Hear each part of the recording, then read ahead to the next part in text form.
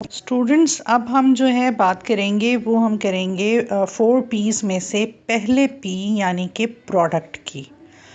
अब प्रोडक्ट जो है वो एनीथिंग वैल्यूएबल जो हम अपने कस्टमर्स को ऑफ़र करते हैं in order to earn profit, और वो जो है वो टेंजिबल भी हो सकती है, वो इनटेंजिबल भी हो सकती है। टेंजिबल जिसका फ़िज़िकल एग्जिस्टेंस हो उस प्रोडक्ट को कहते हैं, और इनटेंजिबल जिसकी फ़िज़िकल एग्जिस्टेंस ना हो ऐसी प्रोडक्ट को कहते हैं। तो हमारे पास सर्विसेज और आइडियाज़ जो है वो इनटेंजिबल एसेट्स में आ जाती हैं और इनटेंजिबल प्रोडक्ट्स में आ जाती हैं, और गुड्स जो हैं वो आती हैं टेंजिबल में। अब प्रोडक्ट की जो है वो टाइप्स कौन कौन सी होती हैं, आज हम जो है इसके ऊपर बात करेंगे। प्रोडक्ट को हम जो है वो 2 ब्रॉडर कैटेगरीज में डिवाइड करते हैं, गुड्स एंड सर्विसेज में। एज आई मैंशन कि टेंजिबल फिज़िकल एग्जिस्टेंस रखने वाली प्रोडक्ट्स जो हैं वो गुड्स कहलाती हैं, और इनटेंजिबल जो चीज़ें हम करते हैं, सर्विसेज रेंडर करते हैं, सर्विसेज सेक्टर जो है वो इस वक्त बहुत ही बड़ी ग्रोइंग इंडस्ट्री है, उसको हम सर्विस कहते हैं। अब सर्विस में फ़र्दर हमने क्लासिफाई नहीं किया है, गुड्स के अंदर क्लासिफिकेशन है। अब गुड्स की जो है वो 2 मेजर टाइप्स हैं। एक टाइप है कंज्यूमर गुड और दूसरी टाइप है industrial goods. You can see that कि ये अब कंज्यूमर गुड्स कौन सी हैं? कंज्यूमर गुड्स वो हैं जो कि कोई भी बायर अपने पर्सनल यूज़ के लिए अगर लेता है तो उन गुड्स को हम जो है वो कंज्यूमर गुड्स कहते हैं। फाइनल कंजम्पशन के लिए, इसमें आप याद कीजिए जीडीपी का जो कॉन्सेप्ट है, फाइनल गुड्स जो हैं जो कि पर्सनल यूज़ के लिए ली जा रही हैं उनको हम कंज्यूमर गुड्स कहते हैं। और इंडस्ट्रियल गुड्स जो हैं वो ऐसी गुड्स को कहा जाता है जो कि फर्दर इंडस्ट्रियल प्रोसेस में, प्रोडक्शन प्रोसेस में, बिजनेस पर्पसेस के अंदर इस्तेमाल हों।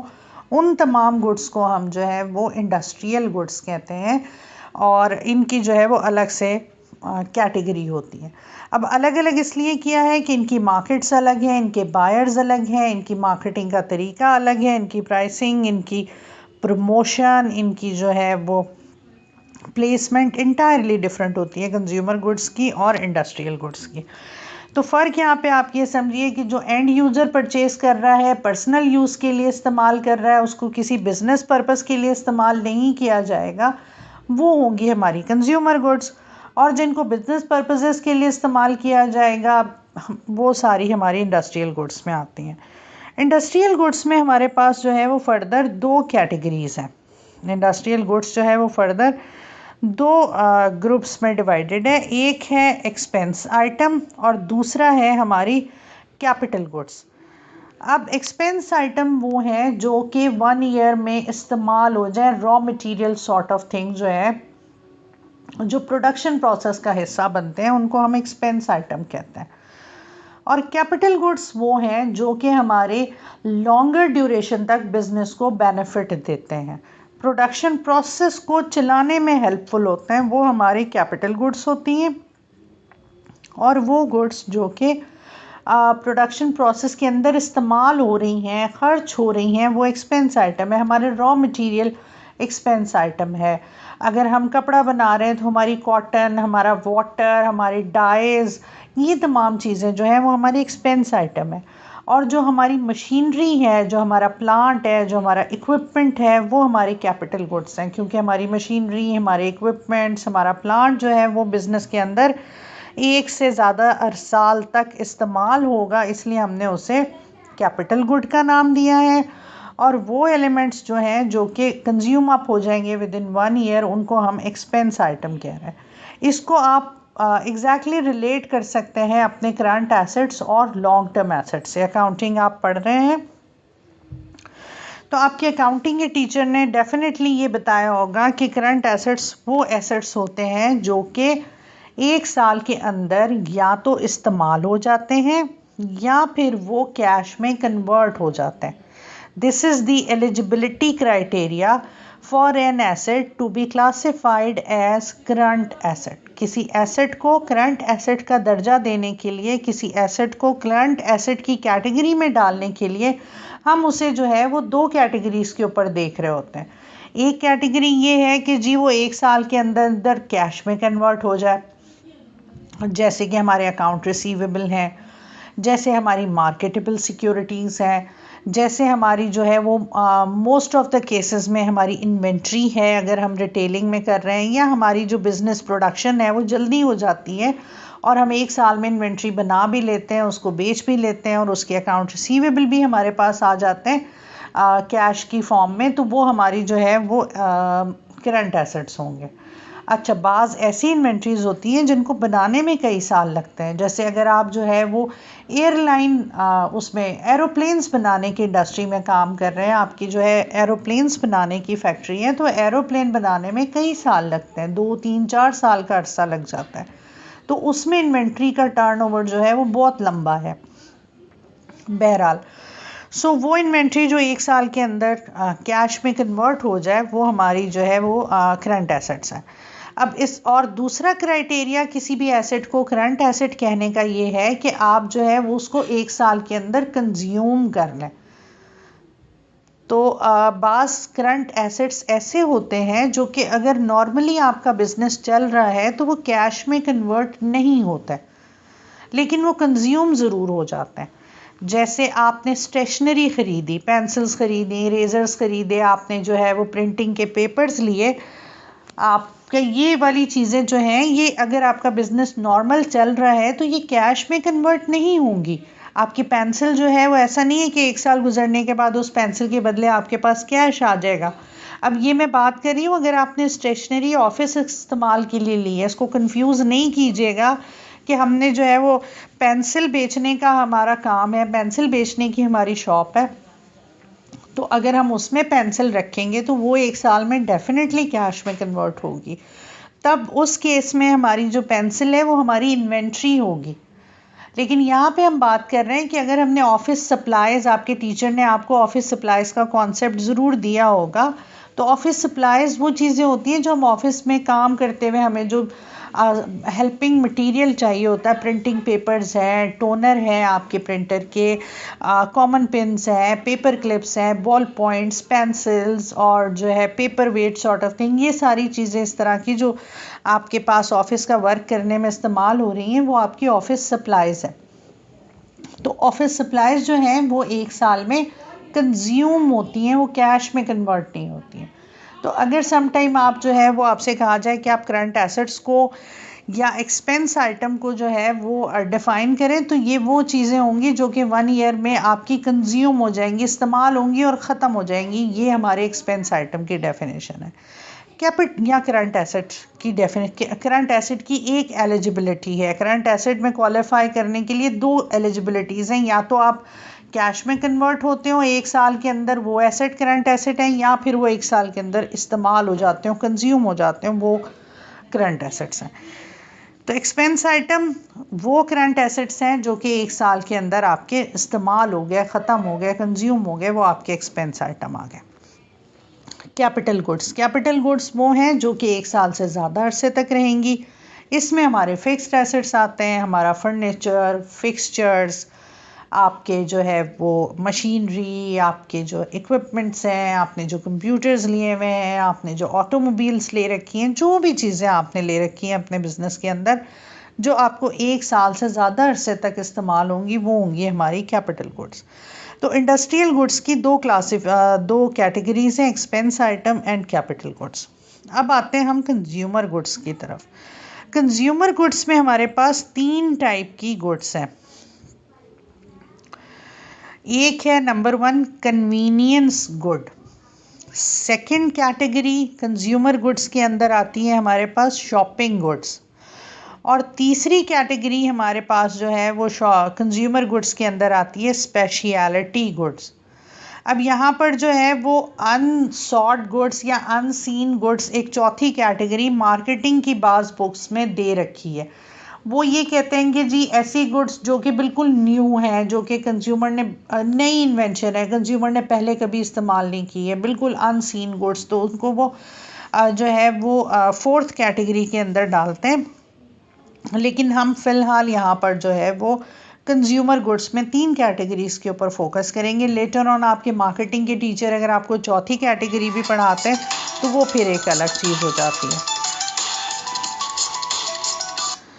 अच्छा, अब जो है वो कन्वीनियंस गुड्स के अंदर जो है हम बात कर लेते हैं। कन्वीनियंस गुड्स वो चीज़ें होती हैं जो कि बहुत सस्ती होती हैं, जो बहुत ज़्यादा उनकी प्राइस नहीं होती है, और ये गुड्स जो हैं वो हम न्यूमरस यूनिट्स जो हैं वो अपनी ज़िंदगी में हम इस्तेमाल कर रहे होते हैं। हमने इसके बहुत से यूनिट्स परचेज़ किए होते हैं जिसको हम अब बता नहीं सकते कि हमने कितने यूनिट कंज्यूम किए हैं। अगर अभी मैं आपसे ये पूछूं कि आपने अब तक जो है वो ज़िंदगी में कितनी चॉकलेट्स खाई हैं, या आपने कितने टूथ ब्रशेस इस्तेमाल किए हैं, आपने चाइल्डहुड से लेके जब आपने पहली दफ़ा ब्रश किया था उस वक्त से लेके और अब तक जो है वो BBA 1 में आने तक आपने कितने यूनिट्स ऑफ टूथ ब्रश इस्तेमाल किया है, तो आप शायद नहीं बता सकते। या कितने आपने पैकेट्स ऑफ बिस्किट्स खाए हैं, कितने च्युइंगम खाए हैं, कितनी चिली मिली खाई है, या आपने कितने कप चाय पी है। तो ये तमाम चीज़ें जो हैं इनको हम मार्केटिंग की टर्म में या कंज्यूमर गुड्स की कैटेगरी में कन्वीनियंस गुड्स के अंदर प्लेस करते हैं।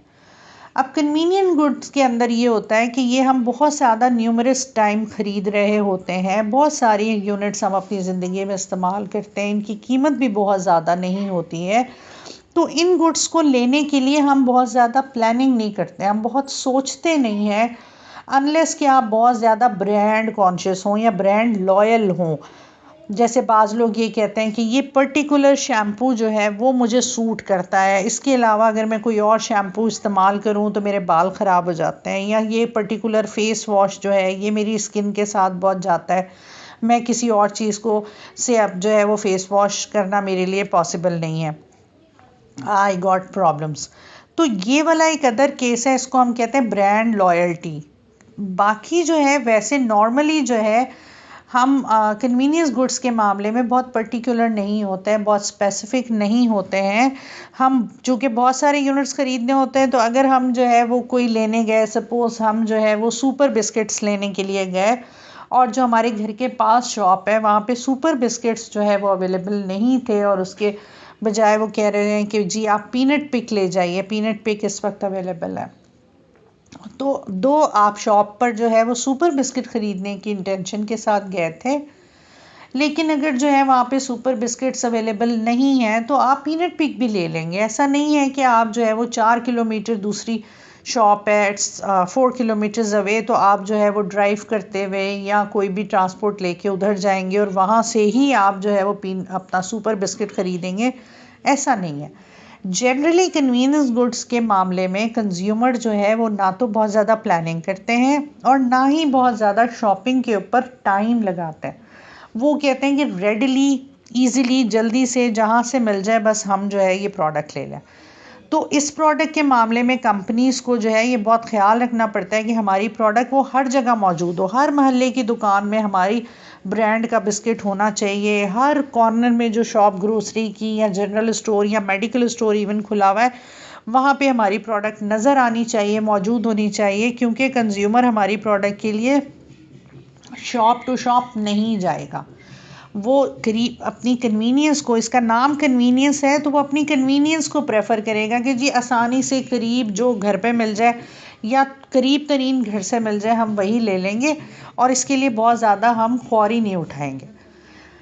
तो जो है अगर आपकी कंपनी कन्वीनियंस गुड बना रही है तो फिर आप फोकस करते हैं कि जी हम पर्टिकुलरली हर जगह पे उसको मौजूद करें, उसको अवेलेबल करें, शेल्फ के अंदर हमारी प्रोडक्ट जो है वो प्रोमिनेंट प्लेस के ऊपर नज़र आनी चाहिए। जैसे आजकल मॉल्स में शॉपिंग जो बड़े बड़े रिटेल आउटलेट्स खुल गए हैं वहाँ पे शॉपिंग करने का ट्रेंड आ गया है, तो बेटा उसके अंदर जो है वो फिर कंपनीज कोशिश करती हैं कि हमारी ब्रांड को सेंटर पोजीशन मिले, ऐसी पोजीशन मिले जहाँ पे कंज्यूमर की नज़र आसानी से चली जाए।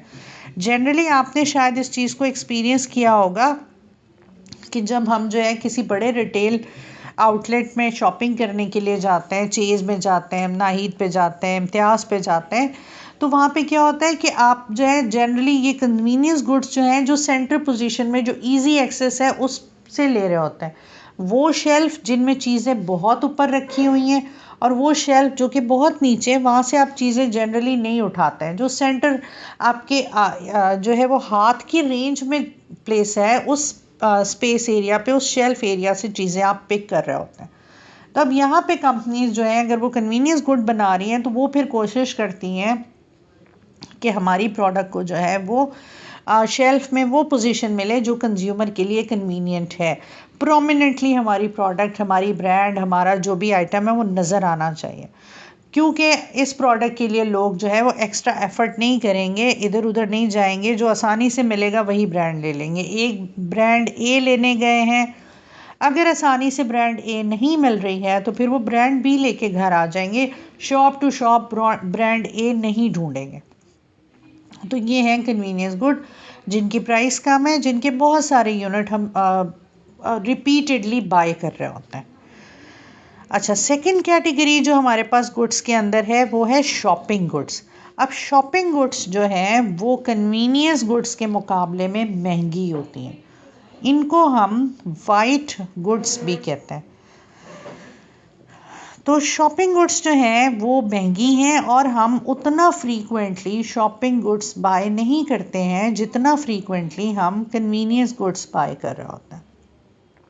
तो इनके हम अपनी लाइफ में कम यूनिट्स परचेज करते हैं, लेसर यूनिट्स परचेज करते हैं। इसकी एग्जांपल आप ले सकते हैं ऑटोमोबाइल्स, गाड़ियाँ। अगर आपसे पूछें कि आपकी मेमोरी में आपके फादर ने या आपकी फैमिली ने कितनी कार्स परचेज की हैं, तो वो शायद आप बता सकते हैं। आपने जब से होश संभाला है, आपके घर में कितने एयर कंडीशंस खरीदे गए हैं, या कितने टेलीविज़न सेट्स तब्दील हुए हैं, या कितनी जो है वो वॉशिंग मशीन्स तब्दील हुई हैं। तो ये वाली चीज़ आप बता सकते हैं। तो शॉपिंग गुड्स जो हैं ये तमाम जो है मीडियम रेंज की प्रोडक्ट्स, हमारी इलेक्ट्रॉनिक प्रोडक्ट्स, ऑटोमोबाइल वगैरह, इनको हम शॉपिंग गुड्स की कैटेगरी के अंदर डालते हैं। अब शॉपिंग गुड्स जो हैं ये कन्वीनियंस गुड्स से चूँकि महंगी होती हैं, और दूसरी बात ये कि इनका जो इस्तेमाल का ड्यूरेशन है वो ज़्यादा है। कन्वीनियंस गुड हम में भी एक हफ्ते, ब्रश हम 1 महीना मैक्सिमम इस्तेमाल करते हैं, फिर हम उसको रिप्लेस कर देते हैं। शॉपिंग गुड्स जो है वो हम 1 हफ्ते 1 महीने के लिए नहीं लेते, हम ईयर्स की प्लानिंग के साथ लेते हैं कि जी गाड़ी ले रहे हैं तो ये कम से कम 4 5 6 साल बहुत अच्छी चलनी चाहिए। जनरली कहा जाता है कि नई गाड़ी लो तो 3 4 साल तक मैकेनिक के पास नहीं जाना पड़ेगा। फ्रिज भी हम हर महीने चेंज नहीं करते हैं, तो टेलीविज़न्स भी हम हर महीने चेंज नहीं करते हैं। तो ये वो गुड्स हैं जिनको हम लेते हैं कि ये 4 5 6 साल हमारे पास रहेंगी, इतना अर्सा हम इसको इस्तेमाल करेंगे। तो वो ब्रांड होनी चाहिए, वो प्रोडक्ट होनी चाहिए जो कि रिलायबल है, जो कि चल सकती है। और उसमें हम जो है वो एड्स भी देखते हैं, उसमें हम जो है वो रिव्यूज़ भी लोगों से लेते हैं, अपने फैमिली मेम्बर्स से लेते हैं, रिलेटिव्स से लेते हैं, फ्रेंड्स से लेते हैं, कि जी कुलीग्स से लेते हैं कि आप बताइए कि हमें ये पर्टिकुलर चीज़ लेनी है। तो हम उसको जो है वो क्या करें। जैसे मुझे कुछ साल पहले जो है वो ऑटोमेटिक वॉशिंग मशीन ख़रीदनी थी। उससे पहले मेरी फैमिली में, मेरी मदर के घर या मेरी सिस्टर के यहाँ वो नहीं थी, मुझे नहीं पता था कि how to use that automatic machine. तो मैंने अपने बहुत सारे कुलीग से पूछा, इंटरनेट पे जो है वो रिव्यूज़ भी देखे, अब यूट्यूब वीडियोस देखी, और फिर उसके बाद आई मेड माइंड के मुझे क्या स्पेसिफिकेशन इसके अंदर चाहिए, कौन सी ब्रांड लूँगी। और once you make your mind about the brand, आप अपने फ्रेंड से पूछ के, रिलेटिव से पूछ के, रिकमेंडेशंस जब ले लेते हैं और आपके जहन में ब्रांड आ जाती है कि जी मुझे ये वाली ब्रांड पर्टिकुलर इस चीज़ के लिए लेनी है, फिर आप जो है ना इसके लिए एफ़र्ट करते हैं। अगर आपको एक शॉप पे, सपोज़ जैसे आई थॉट कि मुझे हायर की वॉशिंग मशीन लेनी है, तो अगर वो एक शॉप पे नहीं मिलेगी तो मैं दूसरी, तीसरी, चौथी शॉप पे जाऊंगी और पर्टिकुलरली वहाँ से जो है वो मालूम करूँगी कि जी मुझे हायर मिलनी चाहिए।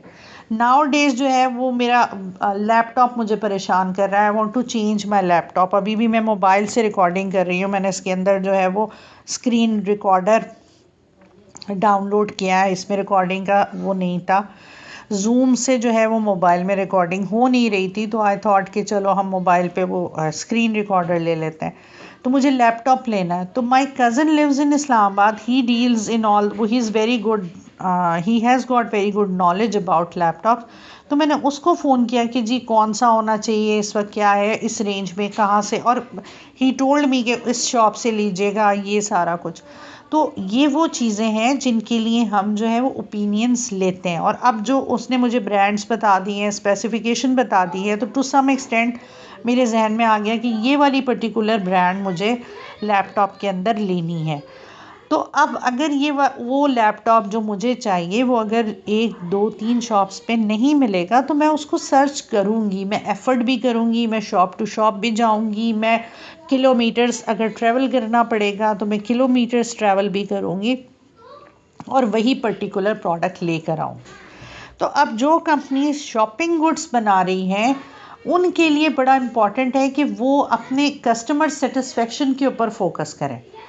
आफ्टर सेल जो आप वारंटीज़ और रिपेयर्स और ये सर्विसेज प्रोवाइड कर रहे हैं, ये बड़ा काउंट करती हैं आपके कस्टमर की सेटिस्फेक्शन के ऊपर।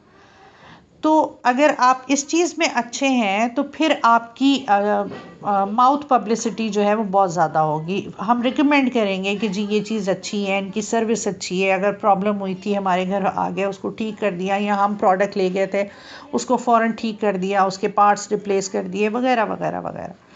तो consumer satisfaction is important.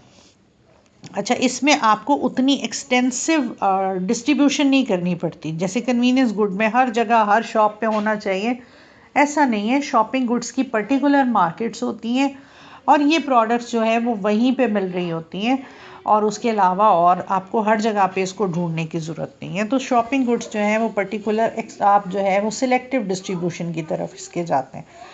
Price अब डिपेंड करता है कि आप अपनी ब्रांड का क्या इमेज रखना चाह रहे हैं, तो ब्रांड टू ब्रांड ये वेरी करती है।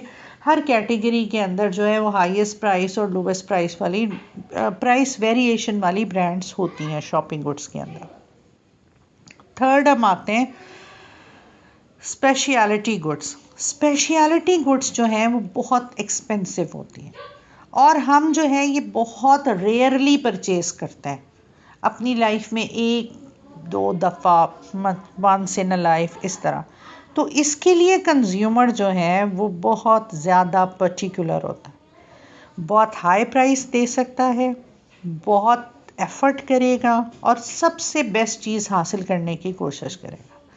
तो इसके मामले में जो है वो हाई प्राइस, जैसे इनिशियली हम जब डिस्कस कर रहे थे डेफिनेशन ऑफ मार्केटिंग, तो मैंने आपको बताया था कि पास प्रोडक्ट्स हैं जिनके लिए हाई प्राइस गुड है, पास प्रोडक्ट हैं जिनके लिए लो प्राइस गुड है। तो स्पेशलिटी वो गुड्स हैं जिनकी प्राइस अगर कम होगी तो हम नहीं ख़रीदेंगे, हम चाहेंगे कि हम एक्सपेंसिव यूनिट्स परचेज करें। ये एक हमारी साइकी है। तो स्पेशलिटी गुड्स जो है वो उसके लिए कस्टमर बहुत ज़्यादा पर्टिकुलर होता है और बहुत खर्च कर सकता है, बहुत एफर्ट इसमें कर सकता है। इसकी एग्जांपल जो है वो आपका घर है। घर इंसान यूजुअली ज़िंदगी में एक बार बनाता है, तो उसको बहुत अच्छा करने की कोशिश करता है, वो दी बेस्ट चीज़ें लेकर आते हैं कि जी सबसे अच्छी चीज़ होनी चाहिए, इसके ऊपर कोई कॉम्प्रोमाइज़ नहीं है क्योंकि घर एक ही दफ़ा बनना है। इसके अलावा इसकी एग्जांपल जो है वो आपकी वेडिंग ड्रेसेस हो सकते हैं। वेडिंग ड्रेस आपने लाइफ में एक बार पहनना होता है, इसलिए आप जो है बहुत पर्टिकुलर होते हैं कि दी बेस्ट होना चाहिए। बॉयज़ शायद इस चीज़ को बहुत अच्छा नहीं समझ पाए, वैसे तो घर में हर घर में ख़वातीन हैं, हर एक के भाई बहन या कज़िन वगैरह की शादी होते हुए उन्होंने देखा है, और ये जो शादी का जोड़ा ख़रीद रहे होते हैं उसमें कितने पर्टिकुलर होते हैं लोग, आपने ये देखा होगा। तो ये हम बहुत ज़्यादा हाई बजट इसके अंदर निकाल देता है। जो स्पेशलिटी गुड्स हैं उसके ऊपर आपको बहुत ज़्यादा स्पेंड कर लेते हैं लोग। जैसे मैं आपको एग्जांपल दूं कि 2 साल पहले मेरे भाई की शादी थी, तो हम लोग जो है वो उसके लिए हमने शॉपिंग की, उसमें हम बड़े पर्टिकुलर थे। फिर we went on different shops कि जी हम अपने लिए बहनें सूट ले लें। तो उसके पास जो जिस टाइप का ड्रेस हमें चाहिए था, तो उसने हमसे पहले पूछा, हम कह रहे जी हैवी ड्रेसेस दिखाइए, इस तरह से दिखाइए। तो कहता है ब्राइड का लेना है या आपको अपना लेना है। हमने कहा हमें अपने लिए चाहिए। तो कहता नहीं, फिर मैं आपको जो है ये वाला पर्टिकुलर पीस सेल नहीं करूँगा। हमारे लिए ये बड़ी सरप्राइजिंग बात थी कि जी हम कस्टमर हैं, हम आपको पैसे दे रहे हैं, हम आपसे लेना चाह रहे हैं, तो ये पर्टिकुलर पीस आप हमें क्यों नहीं सेल करेंगे। एक सॉर्ट ऑफ मैक्सी थी वो। तो हम चाह रहे थे कि हम जो है वो बहनें सिमिलर उसमें मैक्सीज ले लें। तो हमने कहा हम 3 मैक्सी वो उसमें ड्रेस लेंगे आपसे, तो आप हमें क्यों नहीं सेल कर रहे हैं। तो कहता है देखिए हमारे जो है वो इस वक्त शादियों का सीज़न शुरू होने वाला है और ये हमने ब्राइड्स के लिए बनाई हैं कि लोग जहेज़ या बरी के लिए लेके जाएं। तो जब लोग जहेज़ या बरी के लिए लेने आते हैं या वेडिंग डे के लिए लेने आते हैं तो उनका बजट बड़ा खुला होता है। वो जो है हम चीज़ उसमें देते हैं जितने पैसे हम मांगते हैं, 1.5 लाख मांगेंगे तो इस मैक्सी के वो हमें 1.5 लाख दे देगा। आप अभी लेने आई हैं तो आप जो है ना वो अपने हिसाब से एक सर्टन बजट लेके आई हैं कि जी मुझे इस डे के लिए ये पर्टिकुलर सूट चाहिए। तो वो मैक्सी जो कि मैं 1.5 लाख में बेच सकता हूँ, वो मैं आपको जो है वो 30,000 में देनी पड़ेगी। हमने उसको इवन ही केम कि जी मैं आपको, वैसे मैं ये इतने में बेचूंगा, ये मैं आपको 25 में दे सकता हूँ। हम उसमें और ख़वातीन हैं और बारगेनिंग की तरफ चले गए, लेकिन बहरहाल पॉइंट यहाँ पे समझाने वाला ये है कि वही मैक्सी जो वो हमें 25 में देने में, फिर लेटर ऑन हमने कहा 3 पीसेस हमें लेने हैं तो वो एग्री हुआ। लेकिन उसी मैक्सी को अगर हम अपने लिए नहीं ले रहे होते हैं, हम ब्राइड के लिए ले रहे होते हैं, तो कहता है कि ये मैं जो है वो 1.5 लाख से शुरू करता और फिर जिस प्राइस के ऊपर मैं देख लेता कि सामने वाले की रेंज क्या है और जिस प्राइस के ऊपर सेटल होता मैं उसको उस प्राइस के ऊपर बेचता। तो चूंकि लोग उस स्पेशलिटी गुड्स के तौर पे, मैं स्पेशलिटी गुड्स के तौर पे उस मैक्सी को या उस ड्रेस को लेने नहीं गई थी, मैं अपने लिए जो है शॉपिंग गुड ख़रीदने गई थी। मेरे लिए वो शॉपिंग गुड थी। मैं सेवरल टाइम इस तरह से जो है फैंसी सूट्स लूँगी रिलेटिव्स की शादी के लिए, तो मेरे लिए वो ड्रेस जो है वो स्पेशलिटी गुड था, तो मेरा सर्टन बजट था। लेकिन अगर कोई वहाँ पे स्पेशलिटी गुड के तौर पे, ब्राइडल ड्रेस के तौर पे, वेडिंग ड्रेस के तौर पे जाएगा, तो उसकी जो फीलिंग्स होंगी या उसकी जो कंसर्न्स होंगी वो अलग होंगी, तो वो बहुत हाई पे करने के लिए तैयार होगा। तो इसलिए वो आदमी था कि हम ये बनने में 2-2 महीने लगते हैं और अभी वेडिंग सीज़न आ रहा है, तो हम जो है इसलिए ये वाली पर्टिकुलर चीज़ जो है वो आपको नहीं देंगे, हम इसके हाई प्राइस फेच करना चाहते हैं। तो this is the speciality good. तो अब स्पेशलिटी गुड में अगर आप कीमत कम करेंगे, हाँ अगर कोई ब्राइडल ड्रेस के तौर पे वही ड्रेस लेते और ये शॉपकीपर बताते कि जी ये 25,000 की है, तो लोग नहीं लेते। अब 1.5 लाख की जब उसने बताएगा तो लोगों का जहन होगा कि 1.5 लाख का, हाँ चलो इसको खींच खाँच के 1 लाख या अंडर 1 लाख ले आते हैं और वो 90,000 में भी वही ड्रेस लेके और खुश होकर आ जाएंगे। तो स्पेशलिटी गुड्स की अगर कीमत कम हो तो लोग नहीं लेते। स्पेशलिटी गुड की कीमत अगर उसकी डिस्ट्रीब्यूशन अगर बहुत ज़्यादा कर दें आप, जैसे कन्वीनियंस गुड है, हर जगह मौजूद होना ज़रूरी है, उसका हर स्टोर पे मौजूद होना ज़रूरी है। अगर स्पेशलिटी गुड्स वाले भी इसी तरह से अपनी प्रोडक्ट्स को हर जगह अवेलेबल कर देंगे तो लोग नहीं ख़रीदेंगे। अब अगर जो है वो वेडिंग ड्रेस हर कोने में, हर गली की दुकान में नज़र आ रहा है, कोई हम शरारा लेने जा रहे हैं, वो शरारा हर जगह नज़र आ रहा है, आप कहेंगे ये तो हर शॉप पे, मुझे ये नहीं चाहिए, मुझे वो चाहिए, के पास ना हो, सिर्फ एक शॉपकीपर के पास हो। तो स्पेशलिटी गुड्स में लोगों की जो सोच है वो मुख्तलिफ होती है as compare to shopping goods and convenience good. तो इसके अंदर heavy distribution is not good, इसके अंदर low price is not good. इसमें आपको जो है वो बहुत रेयर डिस्ट्रीब्यूशन करनी पड़ती है और बहुत हाई प्राइस रखेंगे तो लोग इस प्रोडक्ट की तरफ अट्रैक्ट होंगे। So that is all about types of goods. अब हम जो है वो product development process next discussion के अंदर करेंगे। इससे रिलेटेड अगर आपके कोई क्यूरीज हों तो वो आप सेंड कर सकते हैं। चलें जी, दैट्स ऑल फॉर टुडे।